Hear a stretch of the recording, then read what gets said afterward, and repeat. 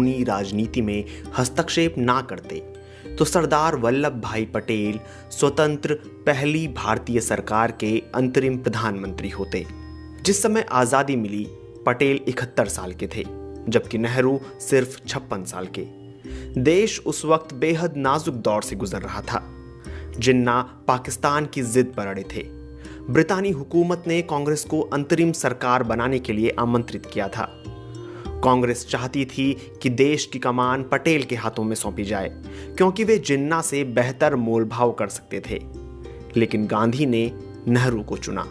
राजेंद्र प्रसाद जैसे कुछ कांग्रेस नेताओं ने जरूर खुलकर कहा कि गांधी जी ने ग्लैमरस नेहरू के लिए अपने विश्वसनीय साथी का बलिदान कर दिया, लेकिन ज्यादातर कांग्रेसी खामोश रहे। बापू ने देश की बागडोर सौंपने के लिए नेहरू को ही क्यों चुना? आजादी के 77 साल के बाद भी यह सवाल भारत की राजनीति में हमेशा चर्चा में रहा है। इसका कारण तलाशने के लिए हमें ब्रिटिश राज के अंतिम सालों की राजनीति और गांधी के साथ नेहरू और पटेल के रिश्तों की बारीकियों को समझना होगा। वल्लभ भाई पटेल से गांधी की मुलाकात नेहरू से पहले हुई थी। उनके पिता झेवर भाई ने 1857 के विद्रोह में हिस्सा लिया था। तब वे 3 साल तक घर से गायब रहे थे। 1857 के विद्रोह के 12 साल बाद गांधी जी का जन्म हुआ और 18 साल बाद 31 अक्टूबर 1875 में पटेल का, यानी पटेल गांधी से केवल 6 साल छोटे थे, जबकि नेहरू पटेल से 14-15 साल छोटे थे। उम्र में 6 साल का फर्क कोई ज्यादा नहीं होता, इसलिए गांधी और पटेल के बीच दोस्ताना बर्ताव था। पटेल लंदन के उसी लॉ कॉलेज मिडिल टेम्पल से बैरिस्टर बनकर भारत लौटे, जहां से गांधी, जिन्ना, उनके बड़े भाई विट्ठल भाई पटेल और नेहरू ने बैरिस्टर की डिग्रियां ली थीं। उन दिनों वल्लभ भाई पटेल गुजरात के सबसे महंगे वकीलों में से एक हुआ करते थे। पटेल ने पहली बार गांधी को गुजरात क्लब में साल 1916 में देखा था। गांधी साउथ अफ्रीका में झंडे गाड़ने के बाद पहली दफा गुजरात आए थे। देश में जगह जगह उनका अभिनंदन हो रहा था। उन्हें कुछ लोग महात्मा भी कहने लगे थे, लेकिन पटेल गांधी के इस महात्मापन से जरा भी प्रभावित नहीं थे। वो उनके विचारों से बहुत उत्साहित नहीं थे। पटेल कहते थे, हमारे देश में पहले से महात्माओं की कमी नहीं है, हमें कोई काम करने वाला चाहिए। गांधी क्यों इन बेचारे लोगों से ब्रह्मचर्य की बातें करते हैं? ये ऐसा ही है जैसे भैंस के आगे भागवत गाना। साल 1916 की गर्मियों में गांधी गुजरात क्लब में आए। उस समय पटेल अपने साथी वकील गणेश वासुदेव मावलंकर के साथ ब्रिज खेल रहे थे। मावलंकर गांधी से बहुत प्रभावित थे। वो गांधी से मिलने को लपके। पटेल ने हंसते हुए कहा, मैं अभी से बता देता हूं कि वो तुमसे क्या पूछेगा। वो पूछेगा, गेहूं से छोटे कंकड़ निकालना जानते हो कि नहीं? फिर वो बताएगा कि इससे देश को आजादी किन तरीकों से मिल सकती है। लेकिन बहुत जल्दी ही पटेल की गांधी को लेकर धारणा बदल गई। चंपारण में गांधी के जादू का उन पर जबरदस्त असर हुआ। वो गांधी से जुड़ गए। खेड़ा का आंदोलन हुआ तो पटेल गांधी के और करीब आ गए। असहयोग आंदोलन शुरू हुआ तो पटेल अपनी दौड़ती हुई वकालत छोड़कर पक्के गांधी भक्त बन गए। और इसके बाद हुआ बारदोली सत्याग्रह, जिसमें पटेल पहली बार सारे देश में मशहूर हो गए। यह 1928 में एक प्रमुख किसान आंदोलन था। प्रांतीय सरकार ने किसानों के लगान में 30% की बढ़ोतरी कर दी। पटेल इस आंदोलन के नेता बने और ब्रिटिश सरकार को झुकना पड़ा। इसी आंदोलन के बाद पटेल को गुजरात की महिलाओं ने सरदार की उपाधि दी। 1931 के कांग्रेस के कराची अधिवेशन में पटेल पहली और आखिरी बार पार्टी के अध्यक्ष चुने गए। पहली बार वे गुजरात के सरदार से देश के सरदार बन गए।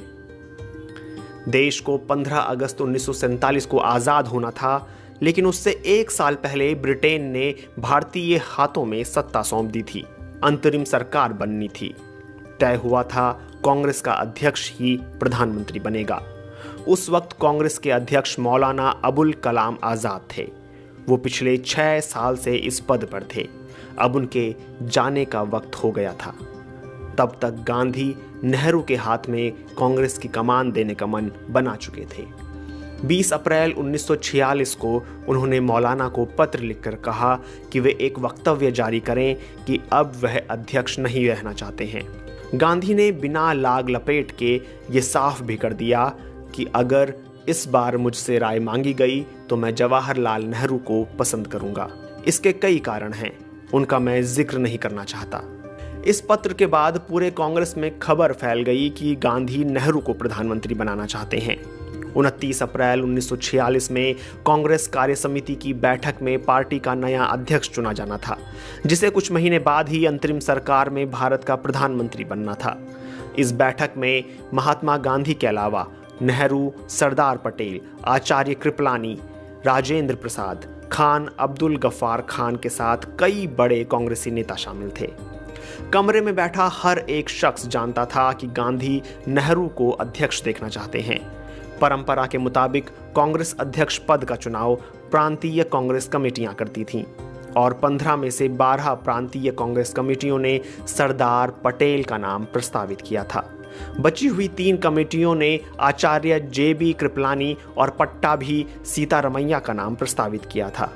किसी प्रांतीय कांग्रेस कमेटी ने अध्यक्ष पद के लिए नेहरू का नाम प्रस्तावित नहीं किया था, जबकि सारी कमेटियां अच्छी तरह जानती थीं कि गांधी नेहरू को चौथी बार अध्यक्ष बनाना चाहते हैं। पार्टी के महासचिव कृपलानी ने PCC के चुनाव की पर्ची गांधी की तरफ बढ़ा दी। गांधी ने कृपलानी की तरफ देखा। कृपलानी समझ गए कि गांधी क्या चाहते हैं।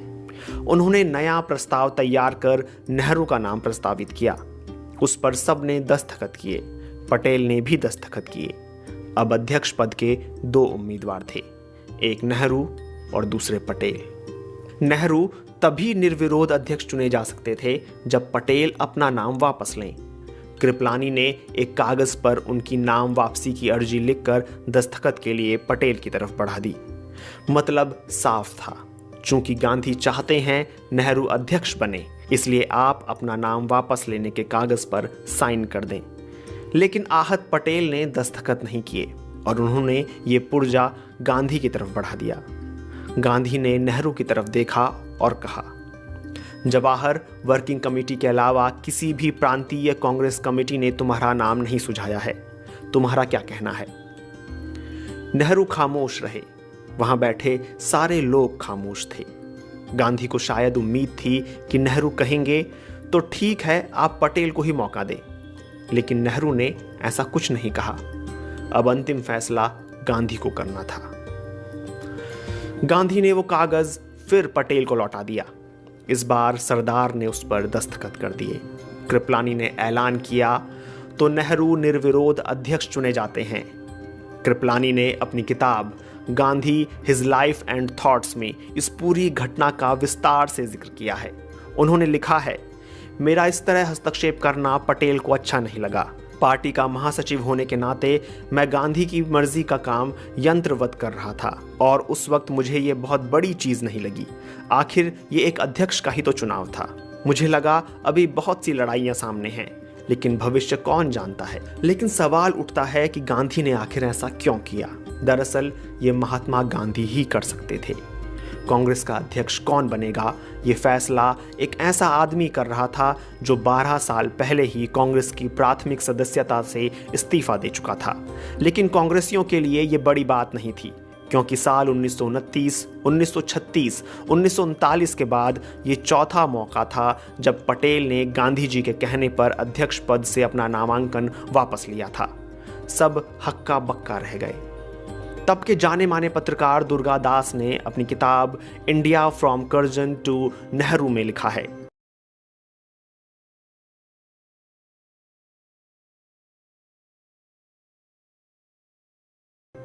राजेंद्र प्रसाद ने मुझसे कहा कि गांधी जी ने ग्लैमरस नेहरू के लिए अपने विश्वसनीय साथी का बलिदान कर दिया और मुझे डर है कि अब नेहरू अंग्रेजों के रास्ते पर आगे बढ़ेंगे। राजेंद्र बाबू की ये प्रतिक्रिया जब मैंने गांधी जी को बताई तो वे हंसे और उन्होंने राजेंद्र की सराहना करते हुए कहा कि नेहरू आने वाली ढेर सारी समस्याओं का सामना करने के लिए खुद को तैयार कर चुके हैं। तो सवाल है, इतने विरोधों के बावजूद गांधी ने पटेल की जगह नेहरू को क्यों चुना? जैसे कि गांधी ने कहा था कि उनके पास इसकी कई वजहें हैं, लेकिन वे वजह ना किसी ने उनसे पूछी, ना उन्होंने किसी को बताई। कांग्रेस में तो किसी में हिम्मत नहीं थी कि वह बापू से पूछे कि सरदार पटेल जैसे योग्य नेता को छोड़कर आपने नेहरू को क्यों चुना। सब जानते थे कि पटेल के पांव जमीन पर मजबूती से स्थापित हैं। वो जिन्ना जैसे लोगों से उन्हीं की जुबान में मोलभाव कर सकते हैं। उनसे जब पत्रकार दुर्गादास ने सवाल पूछा तो गांधी ने माना कि बतौर कांग्रेस अध्यक्ष पटेल एक बेहतर नेगोशिएटर और ऑर्गेनाइजर हो सकते हैं, लेकिन उन्हें लगता है कि नेहरू को सरकार का नेतृत्व करना चाहिए। जब दुर्गादास ने गांधी से पूछा कि आप ये गुण पटेल में क्यों नहीं पाते हैं, तो इस पर गांधी ने हंसते हुए कहा, जवाहर हमारे कैंप में अकेला अंग्रेज है। गांधी को लगा कि दुर्गादास उनके जवाब से संतुष्ट नहीं हैं, तो उन्होंने कहा, जवाहर दूसरे नंबर पर आने के लिए कभी तैयार नहीं होंगे। वो अंतर्राष्ट्रीय विषयों को पटेल के मुकाबले अच्छे से समझते हैं। वो इसमें अच्छी भूमिका निभा सकते हैं। ये दोनों सरकारी बैलगाड़ी को खींचने के लिए दो बैल हैं। इसमें अंतर्राष्ट्रीय कामों के लिए नेहरू और राष्ट्र के कामों के लिए पटेल होंगे। दोनों गाड़ी अच्छी खींचेंगे। गांधी के इस प्रेस इंटरव्यू से दो बातें निकल कर आईं। एक ये कि नेहरू नंबर 2 नहीं होना चाहते थे, जबकि गांधी को भरोसा था कि पटेल को नंबर 2 होने में कोई ऐतराज नहीं होगा।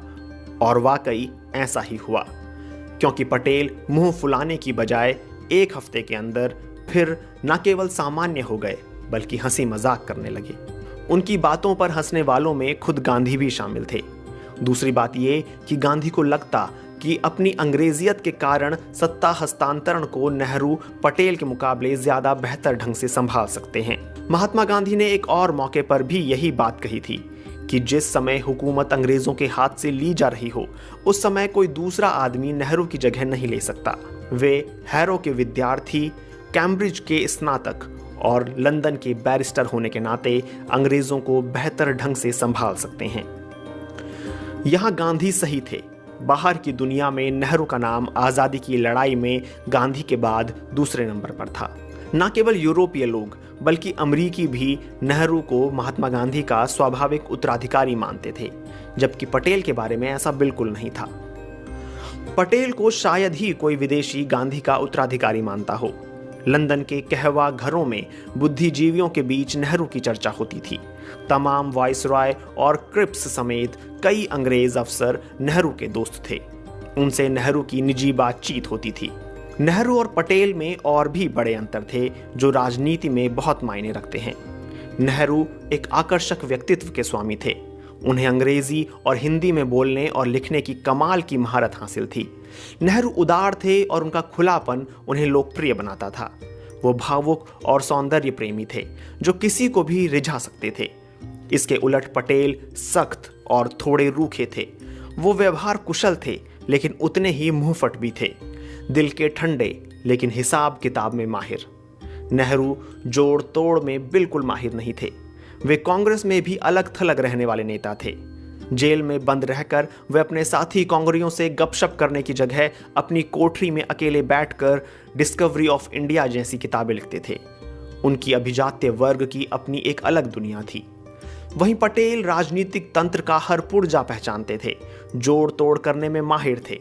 यही वजह थी कि प्रांतीय कांग्रेस कमेटी ने उन्हें 15 में से 12 कमेटियों का समर्थन मिला। नेहरू कमाल के वक्ता थे, जबकि पटेल को भाषणबाजी से चिढ़ थी।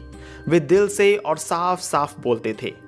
ऐसा नहीं था कि मुसलमानों को लेकर उनके मन में आरएसएस जैसी कोई वितृष्णा या पूर्वाग्रह था, लेकिन खरा खरा बोलने के कारण वह देश के मुसलमानों में नापसंद किए जाने लगे। नेहरू समाजवाद के मसीहा थे तो पार्टी के लिए चंदा इकट्ठा करने वाले पटेल पूंजीवादियों के संरक्षक। नेहरू आधुनिक हिंदुस्तान और धर्मनिरपेक्ष भारत का सपना देखते थे तो पटेल राष्ट्रीय हितों को सर्वोपरि रखते थे। हिंदू और हिंदू परंपरा को लेकर उनके मन में कोमल भावनाएं थीं जो वक्त बेवक्त उन्हें उत्तेजित कर देती थीं। नेहरू में एक पैनी राजनीतिक अंतर्दृष्टि थी। बावजूद इसके वे स्वाभाविक रूप से भावुक और जरूरत से ज्यादा कल्पनाशील थे। नेहरू के अध्यक्ष चुने जाने वाले साल की ही 2 घटनाएं हैं जो नेहरू और पटेल के व्यक्तित्व को बखूबी उजागर करती हैं। कांग्रेस और लीग दोनों कैबिनेट मिशन की योजना तकरीबन कबूल कर चुकी थीं। अगले महीने अंतरिम सरकार बननी थी, जिसमें दोनों के प्रतिनिधि शामिल होने वाले थे, यानी देश का विभाजन टलता हुआ दिख रहा था। ये बात अलग थी कि कांग्रेस और लीग दोनों अपने हिसाब से कैबिनेट मिशन की योजना का मतलब निकाल रहे थे।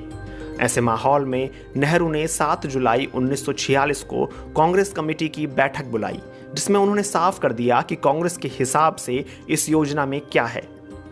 कांग्रेस मानती थी कि चूंकि प्रांतों को किसी समूह में रहने या ना रहने की आज़ादी होगी, इसलिए जाहिर है कि उत्तर पश्चिम सीमा प्रांत और असम, जहां कांग्रेस की सरकारें हैं, वो पाकिस्तान के बजाय हिंदुस्तान वाले समूह से जुड़ना चाहेंगे।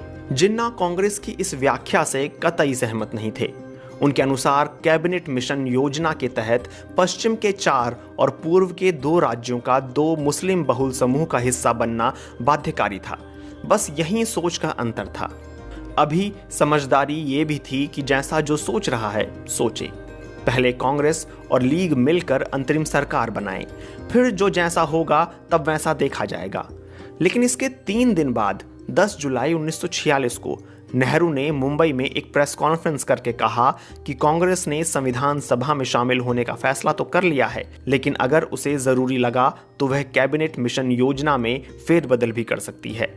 नेहरू ने एक बयान देकर कैबिनेट मिशन की सारी योजना को 1 मिनट में ध्वस्त कर दिया। इससे अटूट भारत की आखिरी उम्मीद पर पानी फिर गया। नाराज जिन्ना को मौका मिल गया। उन्होंने भी एक प्रेस कॉन्फ्रेंस बुलाई और साफ कह दिया कि कांग्रेस के इरादे नेक नहीं हैं। अब अगर ब्रिटिश राज के रहते मुसलमानों को पाकिस्तान नहीं दिया गया तो बहुत बुरा होगा। मुस्लिम लीग ने 16 अगस्त से डायरेक्ट एक्शन का ऐलान कर दिया। जिन्ना के डायरेक्ट एक्शन का नतीजा भारी हिंसा होगी, ये कोई नहीं जानता था, लेकिन सरदार पटेल समझ रहे थे कि नेहरू से बड़ी भारी गलती हो गई। उनकी बात सही थी, लेकिन इसका खुला ऐलान करने की जरूरत नहीं थी। सरदार ने अपने करीबी मित्र और अपने निजी सचिव डीपी मिश्रा को एक खत लिखा, जिसमें उन्होंने लिखा था, हालांकि नेहरू अब तक 4 बार कांग्रेस के अध्यक्ष चुने जा चुके हैं, लेकिन उनकी हरकतें मासूमियत से भरी लेकिन बचकानी होती हैं।